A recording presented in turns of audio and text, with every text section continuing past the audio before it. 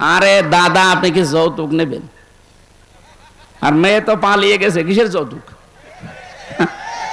ও মেয়ে, ও মেয়ের বিয়েই তো আমরা মানি না। ও মেয়ের বিয়ে মানেন আপনারা? না। তারপরও যার সাথে গেছে, যে স্বামী স্ত্রীর সম্পর্ক এতদিন বলতো, যার সাথে গেছে ওর সাথে বিয়ে দিয়ে জায়েজ আছে, কারণ ওর ফুল হাতা আর আমাদের আমাদের হাফ হাতা না। আর ওর কি, ও দাদা এখন যদি হাফ হাতা না হয়, ও দাদার সাথে বিয়ে দেওয়া জায়েজ আছে। আর দাদার যে বয়স, ও সাথে মুসলমানে দিতে গেলে গোড়া থেকে কেটে বাদ দিয়ে এলেন। আমি আর নিচে নামলাম না। যৌতুক চাই, যৌতুক দেওয়াও জায়েজ নেই, নেওয়াও জায়েজ নেই। মুশরিকের সাথে মুসলমানদের বিয়ে করা জায়েজ আছে, এটাকে আমি বানালাম। সূরা বাকারা 221 নম্বর আয়াতের মাঝের অংশে আছে, ওয়ালা তুনকিহুল মুশরিকিনা হাত্তা ইউমিনু। হে নবী, আপনি ঘোষণা দেন, দুনিয়াতে যতক্ষণ কোন মুশরিক পুরুষ মুসলমান না হবে, ঈমান না আনবে, তার সাথে মুমিন মা নারীর বিয়ে করা জায়েজ নেই। তা আমাদের মেয়ে সে যাই হোক, অন্তত হাজি তো। আর একটা সমস্যা আছে, কথা বললে মিথ্যা কথা বলে, এ বলুক, কিন্তু হাজি মানুষ এ কথা বলছে না কেন? হাজি সাহেবের সাথে আপনি একেবারে ফুল হাতা বিয়ে করবেন, কিসের বিয়ে? যৌতুকের নাম যেন মুখে না আনবেন, কারণ এ দেশের 1 ইঞ্চি না, আমিরে জামাত বলেছে হাফ ইঞ্চি জমিও এই দেশ থেকে কেউ যদি নিতে চায়, এ দেশের 18 কোটি মানুষ যদি সত্যি জীবন দেওয়া লাগে, দাদাদের 3-18 আমরা এই দেশ থেকে বিদায় করে দেব। আমাদের কিচ্ছু নেই, কিন্তু আমাদের ঈমান আছে। কথা বলে না কেন? আল্লাহ রাব্বুল আলামিন যে জমিনটা আমাদের উপহার দিয়েছেন, এই জমিনে তার রং, বিশেষ করে কোরআনের যে নিয়ম নীতিগুলো আছে, এগুলো যদি সত্যিই প্রতিষ্ঠিত হয়ে যায়, আপনি সত্যিই দুনিয়াতে একটা মিনি জান্নাতে বাস করতে পারবেন। বাংলাদেশের কোনো সমস্যা নেই, সমস্যা শুধু ওরা তৈরি করার জন্য কিছু লেজউড রেখে গেছে, এদের সমস্যা। এই দাদাদের কোনো রাষ্ট্রের সাথে মিল নেই। আপনি আশপাশে যতগুলো প্রতিবেশী আছে আপনি তাকান, বিশ্ব মানবতা যারা আছে, বিশ্বের মোড়ল, তারা দেখছে না? ওদের পাকিস্তানের সাথে মিল নেই, চীনের সাথে মিল নেই, নেপালের সাথে মিল নেই, ভুটানের সাথে মিল নেই, মায়ানমারে মিল নেই, আফগানিস্তানের সাথে একটা চিকন বর্ডার আছে, এই বর্ডারের সাথেও মিল নেই। আমাদের সাথেও ছিল না, শুধু ছিল এই নতজানু হওয়ার কারণে। এখন যে এই মানুষ দাঁড়ানো শিখেছে, এখন আমাদের সাথেও মিল নেই। আমরা আহ্বান জানাচ্ছি, বয়কট করা যখন আরম্ভ হয়েছে, ব্যক্তিগত কারণে না, ওরা যেহেতু আল্লাহর ঘর ভাঙে, এজন্য মান আহাব্বা লিল্লাহ, যাকে ভালোবাসলে আমরা আল্লাহর জন্য বাসি, ওয়া আবগাদা লিল্লাহ, কারো সাথে ঘৃণা করলে কার জন্য করি? বলেন বলেন। সুতরাং আপনারা আল্লাহর ঘরগুলো ভাঙছেন, মন্দির আছে এই ভুয়া ধোয়া তুলে। এখন যদি বলি যে ঢাকা স্বামীবাগে ইসকন মন্দির, 500 বছর আগে এখানে মসজিদ ছিল, কি করবেন বলেন? এদেশের একটা মন্দিরও থাকবে? বিশ্বে তো কোনো জায়গায় হিন্দুর সংখ্যা বেশি নেই, পিটিয়ে সোজা করে ফেলবে। বিশ্বে 1 নম্বরে জাতিতে আছে খ্রিস্টান, তাদের মেয়েকে আপনারা উলঙ্গ করে হাঁটান। বারবার বলছি, এ কারণে এটা সামাম দুনিয়ায় ছড়িয়ে যাক। এই মানবতার নামে শত্রু এরা।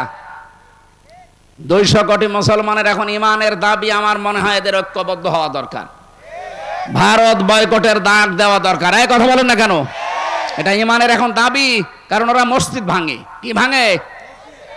গরু খাওয়ার অপরাধে। কালকে ওদের সংসদে দাঁড়িয়ে একজন মুসলমান এমপি জানিয়েছে, গরু খাওয়ার অপরাধে মুসলমানদেরকে জবাই করে। কমন সেন্সের কমন থাকলে গরুকে কেউ মা বলে ডাকে? হ্যাঁ, গরু যদি আপনার মা হয়, তাহলে আপনার বাবা কোনটা? বাবা তাহলে ওইটা। আপনার বাবা মনে হয় আশপাশে আছে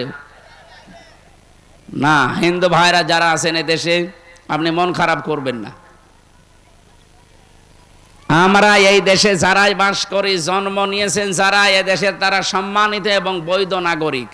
আমরা মাইনরিটি মেজরিটি মানি না, সব আমরা এক। এই ধোয়া তুলে এতদিন আমাদেরকে দাবিয়ে রেখেছিল। আমাদের বুদ্ধিজীবীগুলো হত্যার পেছনে ওরা দায়ী। এক কথা বলে না কেন? অধ্যাপক মিয়া গোলাম পরোয়ার ঘোষণা দিয়েছেন না যে আপনি খোঁজ খবর নিয়ে দেখেন, আমাদেরকে দাবন করে রাখার জন্য প্রতিবেশীরা দায়ী। বুদ্ধিজীবী হত্যার সাথে আমাদেরকে জড়ানো হয়, ওরা দায়ী।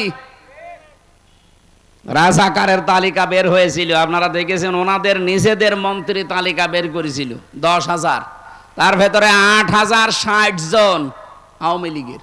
একটা মন্ত্রী হইল আকমা মোজাম্মেল হক, একটা অকর্মা মোজাম্মেল।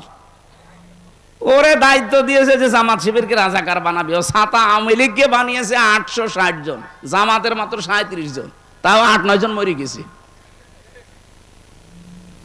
এরকম অকর্মাকে মন্ত্রী বানালে তো এরকম উল্টো পাল্টা রিপোর্ট দেবে।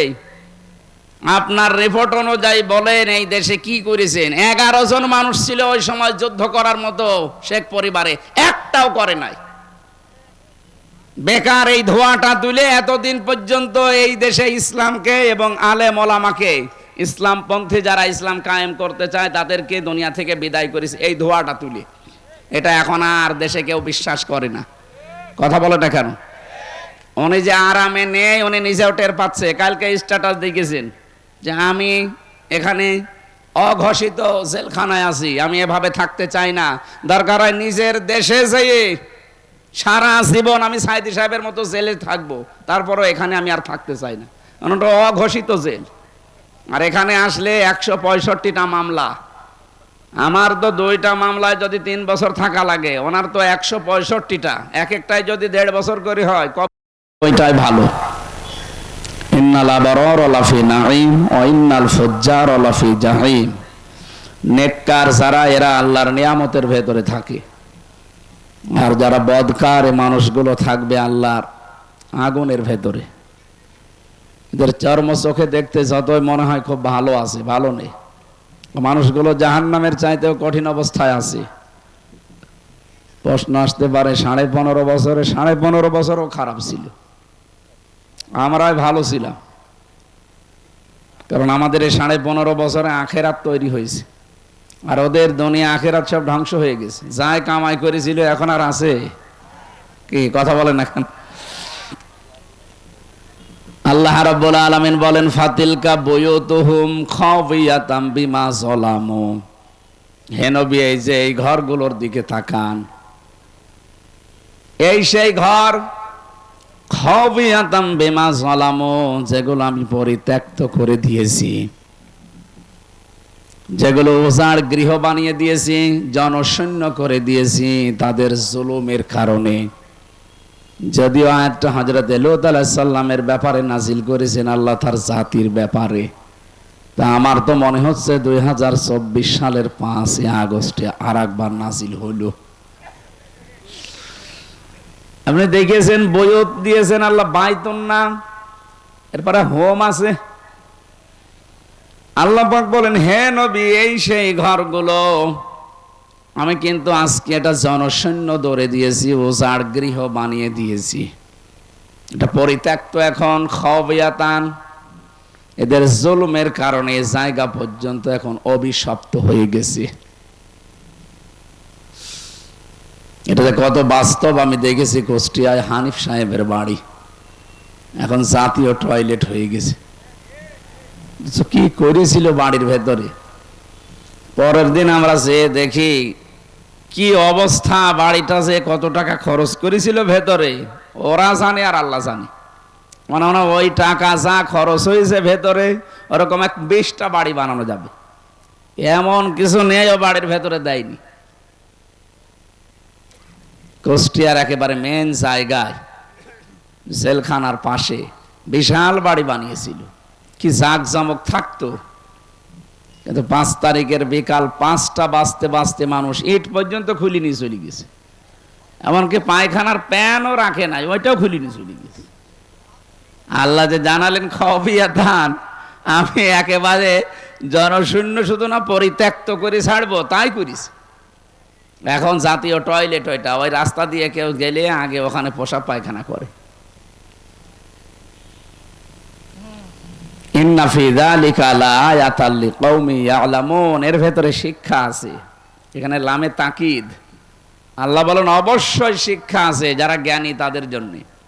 যে এত বড় বিশাল শিকড় কত গভীরে ছিল চিন্তা করেন, একটা দারোয়ান থেকে শুরু করে সংসদ পর্যন্ত সব জায়গায় ওদের লোক সেট করা ছিল। এ বগুড়ার মানুষ তো আরো বেশি টের পাওয়ার কথা, কারণ এই জেলা তো টার্গেট জেলা। কথা বলছে না কেন? বাংলাদেশে যে সমস্ত জেলাগুলোতে টার্গেট করা ছিল জালেমদের, তার ভেতরে বগুড়া বগুড়া এক নম্বর না। 1 নম্বর সাতক্ষীরা, 2 নম্বর চাঁপাইনবাবগঞ্জ, 3 নম্বর হতে পারে বগুড়া। এরাও বহু অত্যাচার, নির্যাতন, জুলুমের শিকার। একদিকে ইসলামী আন্দোলনের উর্বর ভূমি এটা, 2 নম্বরে তারেক জিয়ার বাড়ি এইটা। এই 2 গেড়া কলে এদেরকে ফেলে এখন যেমন গোপালগঞ্জে বাড়ি হলেই মানুষ গালি খায়। দেখেন না উস্কানিতে পা দিয়ে অনেকের পেছনে কি লাল হয়ে গিয়েছিল, উনি ওখান থেকে উস্কানি দেয় আর এরা পা দিয়েছিল। মিলিটারিরা এমন ভাবে মেরেছে, ওই কয়দিন শুনলাম গোপালগঞ্জ থেকে কেউ যদি ঢাকায় যায়, বাসে যদি যায় বসে গেলে 300 টাকা, আর দাঁড়িয়ে গেলে 1000 টাকা। আপনি বসবেন কি করে, বসার অবস্থাও রাখে না, এমন পিটানো পিটিয়েছিল। এখন আর কেউ, অনেকে হয়তো উস্কানিতে পা দিচ্ছে না, কিন্তু ওখান থেকে উনি অনেকগুলো মিডিয়াকে কাজে লাগাচ্ছে উস্কানি দেওয়ার জন্য। তার ভেতরে ভারতের এই মলম বিক্রেতা, এই হকার, একটা সাংবাদিক নামের কলঙ্ক এরে দিয়ে এখন লাগিয়েছে। আমার মনে হয় এই যে তাবলীগ জামাতের ভেতরে যে 2টা দল, এদেরও কাউকে সে উস্কানি দিয়ে এই 4 জন মানুষকে হত্যা করার পেছনে সে দায়ী। আপনি খোঁজ খবর নেন, তদন্ত কমিটি গঠন করেন, দেখবেন ওর নাম বেরিয়ে আসবে। কালকেই বিকালে বেরিয়েছে যে ছাত্রলীগরা নাকি এভাবে জবাই করেছে, 4 জনকে পুরা জবাই করা হয়েছে। এটা মানুষ হয়ে মানুষ তো এদেশে জবাই করার নিয়ম বানিয়েছে ওরা। কথা বলে না কেন? দেশে 2006 সালের 28 অক্টোবর থেকে আরম্ভ হয়েছে। মানুষ পিটিয়ে মারার পরে ওরা আবার ড্যান্স দেয়, তাদের দ্বারাই সম্ভব মানুষ জবাই করা। এতদিন পর্যন্ত এই নামটা যাদের ছিল যে শিবির, রক কাটে, জবাই করে, পুরাটা মিথ্যা কথা। কালকে গোবিন্দ পরামানিক বলেছে না যে 54 বছরে বাংলাদেশ জামাতে ইসলামী এবং ইসলামপন্থীদের দ্বারা আমাদের এই দেশে অন্যান্য ধর্মের কোনো মানুষ অসম্মানও হয়নি, ক্ষতি হওয়া তো দূরের কথা। আমরা পাহারা দেই মন্দির, তো পৃথিবীতে এই মানবতার ধ্বজাধারী, গণতন্ত্রের ধ্বজাধারী, বিশ্ব মানবতার শত্রু এ আমাদের নিকৃষ্ট প্রতিবেশী এই ভারত, ওরা কালকেও মসজিদ ভেঙে ওখানে মন্দির বানানোর ঘোষণা দিয়েছে। বাংলাদেশে এমন রেকর্ড পাবেন কোনোদিন যে একটা মন্দির ভেঙে আমরা মসজিদ বানিয়েছি? বলেন। কারণ এই শিক্ষা ইসলামে নেই। ওয়ালা তাসাব্বুল্লাযীনা ইয়াদউনা মিন দুনিল্লাহ, আল্লাহ তাআলা জানিয়েছেন, হে নবী, ওদের দেবতাকেও গালি দেবেন না, কারণ ওরা না বুঝে আবার আল্লাহকে গালি দিয়ে ফেলবে। যেখানে দেবতাকে গালি দেওয়া পর্যন্ত আমাদের ধর্মে নিষেধ। লা ইকরাহা ফিদ্দীন, আমাদের ধর্মে বাড়াবাড়ি ছাড়া মানে জোর জবরদস্তি নেই। আর সারা দুনিয়াকে ওরা এতদিন পর্যন্ত শোনাচ্ছে যে আমাদের দেশে সংখ্যালঘু নির্যাতন হয়। কালকেও 2টা মিডিয়া প্রচার করেছে, একটা পঞ্চগড়ের আর একটা মনে হয় বগুড়া নাকি মাগুরা। এই 2টা জেলার কথা ওই দেশে এখন প্রচার হচ্ছে যে এখানে হিন্দুদেরকে বাড়ি থেকে বের হওয়া নিষেধ, তাদের মেয়েদেরকে রেপ করা হচ্ছে, এইরকম উল্টাপাল্টা নিউজ ছড়াচ্ছে। এটা করাচ্ছে কে আমরা কিন্তু জানি। 2 বোন পালিয়ে বসে নেই, ওরা ষড়যন্ত্র করেছিল বহু, একটাও কাজে লাগে না, এখন এই হিন্দুদের কাজে লাগাচ্ছে। হিন্দু মা বোন এবং ভাইদেরও ধন্যবাদ, তারাও জানিয়েছে না এই দেশে 5 তারিখের পর থেকে আমরা মনে হচ্ছে স্বর্গে আছি। আপনি আরো বেশি স্বর্গে থাকবেন, ইসলামটা আসতে দেন। এখনো পর্যন্ত ইসলাম না আসার কারণে যেগুলো হচ্ছে এইগুলো বন্ধ হবে ইনশাআল্লাহ। আমিরে জামাত ডাক্তার শফিকুর রহমান উনি ঘোষণা দিয়েছেন, এদেশে ইসলাম যদি আসে সবার আগে বন্ধ হবে চাঁদাবাজি। এটা যে কি মহামারী, অনেকে 5 তারিখের পর থেকে বুঝে হোক না বুঝে হোক আরম্ভ করেছিলেন, এটা বন্ধ হয়ে যাবে চিরতরে। আর দুর্নীতি, এই 2টার ঘোষণা পেয়েছি। যদি সত্যি ইসলাম আসে আর এই 2টা বন্ধ হয়ে যায়, বাংলাদেশ একটা মিনি জান্নাত হয়ে যাবে। এই কথা বলেন না কেন? যা আরম্ভ করেছে এই মানবতার শত্রুরা, ওরা খ্রিস্টানকেও ছাড়ে নাই। খ্রিস্টান মেয়েদের 2টা মেয়েকে উলঙ্গ করে ভারতে হাঁটিয়েছে। এটাকে আমি বানিয়ে বললাম? বলেন। এটা রেকর্ড হচ্ছে, সারা দুনিয়ায় ছড়াবে, সবচাইতে বেশি আমার তাফসির মাহফিলগুলো কলকাতায় চলে। আমি তো বহু এরিয়া ঘুরেছি ওদের।